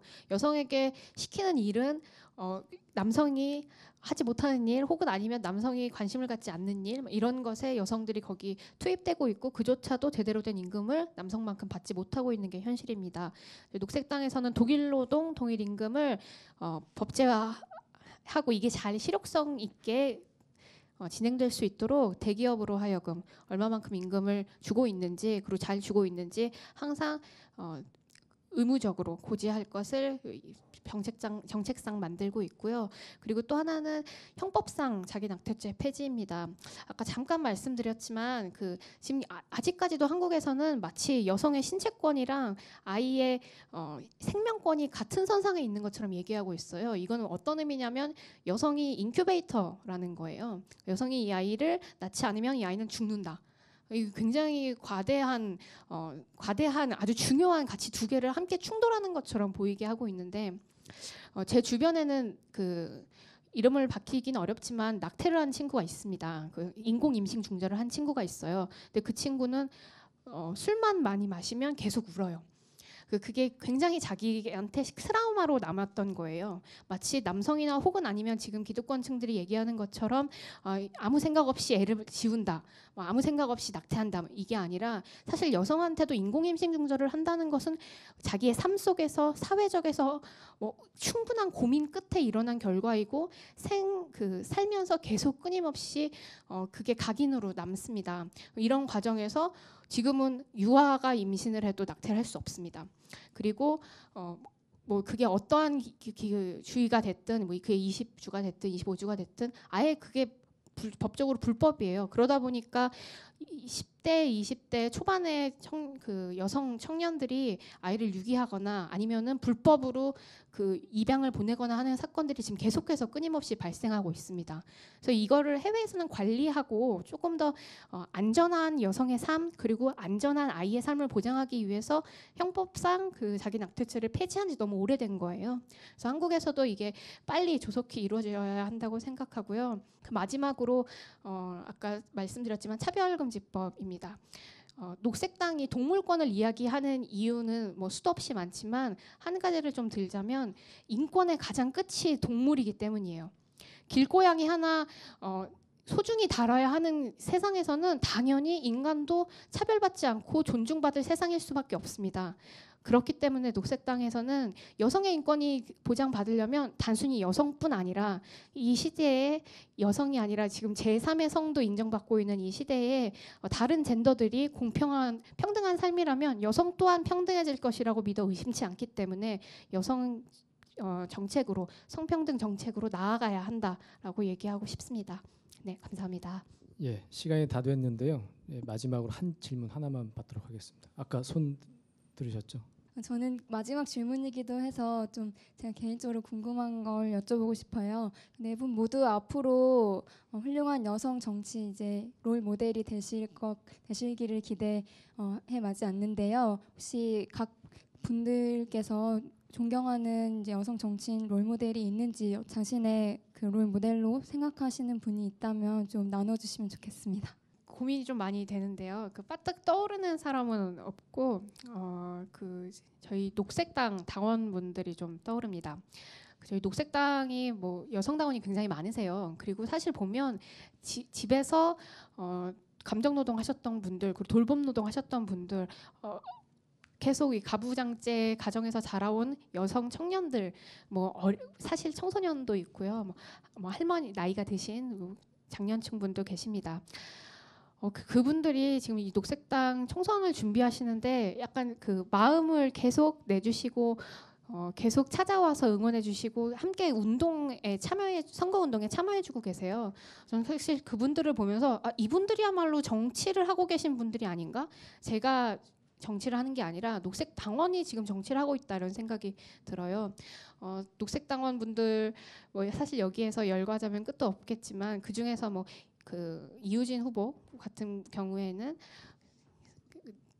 굉장히 언니 같거든요.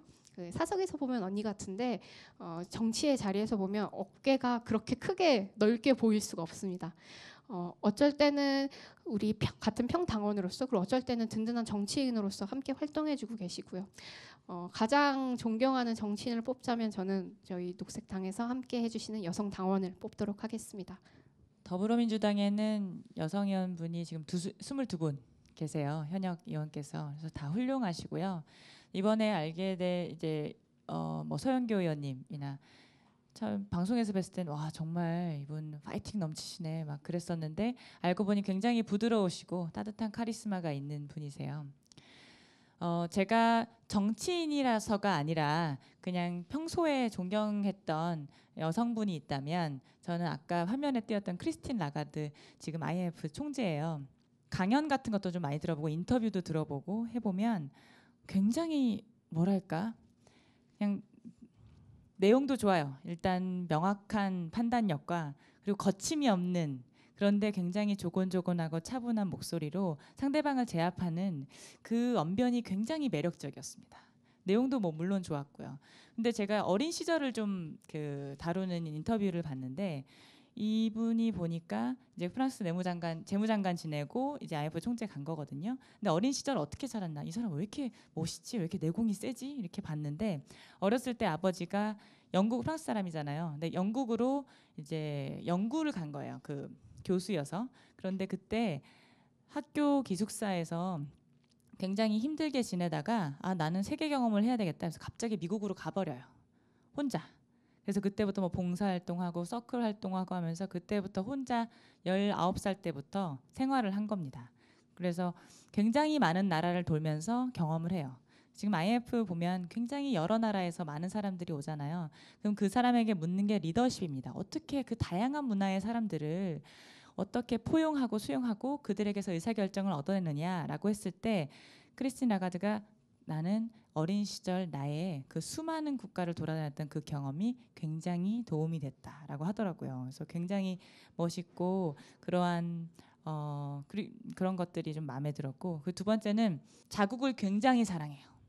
옷이 다 보면 프랑스 브랜드만 있습니다. 프랑스 가방만 있고 다 그래요. 근데 물론 명품이겠죠. 그런데 자기는 그렇습니다. 그렇게 얘기해요. 나는 프랑스 브랜드에 대한 자부심이 있다. 굉장히 멋쟁이고 그리고 삶도 지금 남자친구랑 같이 살거든요. 지금 50 몇 년생인가 그런데 남자친구랑 같이 삽니다. 그래서 뭐 이러한 자유분방함부터 스타일이며 그리고 그녀의 가치관 이러한 모든 것들이 조금 참 흥미롭다, 매력적이다 이런 생각이 들었고 저는 사실 존경하는 그 분은 이상용 선생님이라고 임청각에 지금 안동에 임청각에 남아 있는 그 이제 분이십니다. 우리나라에서 노블리스 오블리제를 실천하신 분인데 지금도 그 집터가 있어요. 임청각이라고. 일본이 그 집안에서 15명의 국가유공자와 독립 유공자가 나왔습니다. 그 집에 전기가 너무 세서 일본이 그 집을 가로지르는 기찻길을 낼 정도였어요. 그런데 말년에는 굉장히 힘들게 돌아가셨어요. 그때 당시로 600억이나 되는 돈을 독립자금에 다 기부를 하시고 가족 50명을 데리고 만주로 떠나셨거든요. 근데 그분의 자손이 바로 더불어민주당의 이용득 최고위원입니다. 근데 처음에 몰랐죠. 이용득 최고위원 보시면 아시겠지만 굉장히 남루하시잖아요. 그런데 그런 그 스토리를 가지고 있다는 거에 대해서 좀 더 뭔가 이렇게 짠한 것도 느꼈고 앞으로 이러한 돈보다는 사명감이나 나의 꿈, 목표 이런 것들이 더 중요하겠다는 생각이 들었습니다. 네. 네, 우리 대통령도 국산 명품만 사용하실 걸로 아는데 참. 좀 다른 것 같습니다. 네, 좀 다르네요. 네. 네, 이정미 부대표님. 저는 한때는 그 정치인들이 진심이라는 말을 쓰는 걸 굉장히 싫어했어요. 그러니까 진심이란 말이 어떤 때는 자신의 독선을 가리기도 했고 어떤 때는 자신의 무능을 가리는 수단이 되기도 했고 그런데 결과적으로 제가 지금 와서 생각해 보면 정치가의 가장 큰 덕목은 진심이지 않는가 이런 생각이 듭니다. 그럴 때 저에게는 항상 진심의 정치는 두 사람으로 떠오릅니다. 한 사람은 남성인데 강기갑 대표세요. 정말 자기를 돌보지 않아요. 이것이 정말 옳고 이것이 내가 대의해야 할 사람들에게 꼭 필요한 일이다. 그러면 정말 온몸을 던져서 이제 싸우는 그런 모습.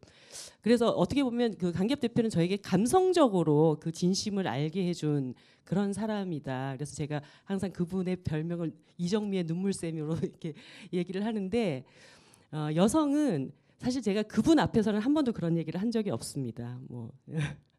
제가 꼭 정의당이어서 그런 얘기를 하는 게 아니라 저는 정의당의 심상정 대표를 여성 정치인으로서 가장 존경합니다. 2000년대 초반에 진보 정치의 길에서 함께 만났고 그분하고 저는 만났다 헤어졌다를 했어요. 그런데 어떻게 보면은 이제 강기엽 대표는 눈물로써 나에게 진심을 알려줬다고 한다면 심상정 대표는 새벽에 찬 냉수 같은 그런 사람입니다. 아, 정말 이렇게 정신을 바짝 차려야지 정말 진심의 정치를 할 수 있다라는 것을 알려준 그런 사람입니다. 그러니까 실패 앞에서도 한 번도 그 멘탈이 흔들리는 것을 본 적이 없습니다. 특히나 대한민국 사회에서 소수 정당의 여성 정치인이 정치를 한다는 것은 엄청난 장벽 앞에 매번 쓰러지고 넘어져야 되는 일들이 널려 있습니다. 그런데도 불구하고 우리가 가야 할 길이, 우리가 진심을 다해야 할 길이 정말 이 길이고 이 길이 옳다고 한다면 그런 강인한 모습으로 이걸 뚫고 나가야 된다라는 것을 저에게 알려준 정치인입니다. 저는 심상정과 같은 여성 정치인이 우리나라에 굉장히 많아졌으면 좋겠습니다. 그리고 저의 목표는 그런 심상정보다 더 멋진 여성 정치인이 되고 싶은 게 또 제 꿈이기도 합니다. 네, 감사합니다. 네, 대표님 듣고 계신가요? 우리 이정미 부대표님의 고백을 저희가 독점적으로 방송했습니다. 꼭 봐주시고요. 저는 사실 오늘 여성아 정치하자에 온 여성인데 고백하자면 저는 기본적으로 여성과 남성을 구분짓는 것을 그렇게 좋아하지 않습니다. 예, 그리고 여성이 계속 같이 모이고 여성에 대해서 얘기하고 그런 것들이 점점 줄어들어야 우리나라가 여성이 살기 좋은 나라가 돼가는 거라는 생각을 하고 있고요. 여성 얘기 우리 많이 하지만 사실 여성 아닌 남성입니다. 집안에 가보면 나는 여성이지만 남편은 남성이고 딸은 여성이지만 아들은 남성입니다. 그래서 남성도 행복해야 여성이 행복하고 여성이 행복해야 남성도 행복합니다. 저는 여성 정치인의 롤모델이 딱히 없고요. 그렇다고 뭐 남성 정치인의 롤모델도 없는데 제가 고시 공부를 시작하고 변호사가 되고 지금 정치에 뛰어들기까지 시간 동안 제가 느낀 것은 자신의 소신을 지켜나가는 용기 있는 모습을 가진 분이면 다 제가 감동을 받고 힘을 얻었고 거기서 희망과 긍정을 본 것 같습니다. 그래서 굳이 얘기하자면 여성이건 남성이건 아이건 뭐 노인이시건 새누리당이건 더불어민주당이건 다 떠나서 개인이 그 옳다고 생각하는 어떤 소신을 지키기 위해서 힘든 장애를 극복해가는 기득권의 벽에서 그걸 극복해가기 위해서 많은 걸 포기하고 그런 것들을 하는 모습이 저는 아름다워 보였고요. 거기서 개인적으로 힘을 많이 얻었습니다. 여성아 정치하자 PT쇼 질의응답까지 잘 마쳤고요. 오늘 어떻게 많이 유익하셨는지 모르겠습니다. 유익하셨나요? 네. 오늘 끝까지 경청해 주셔서 감사드리고 오늘이 4번째 PT쇼였습니다. 정치바의 5번째 PT쇼는 다음 달 4월 5일 식목일에 당신의 한 표를 주세요이고요. 총선이 임박한 시점이기 때문에 각 당의 정말 대표 선수들, 뭐 비례대표일 수도 있고요. 그런 분들이 나오셔서 정당 투표, 두 표 중에 한 표를 우리 당으로 줘야 하는 이유에 대해서 아주 피 튀기는 PT를 하도록 그런 자리를 만들도록 하겠습니다. 예, 그러면 여성아 정치하자 PT쇼 마치겠습니다. 감사합니다.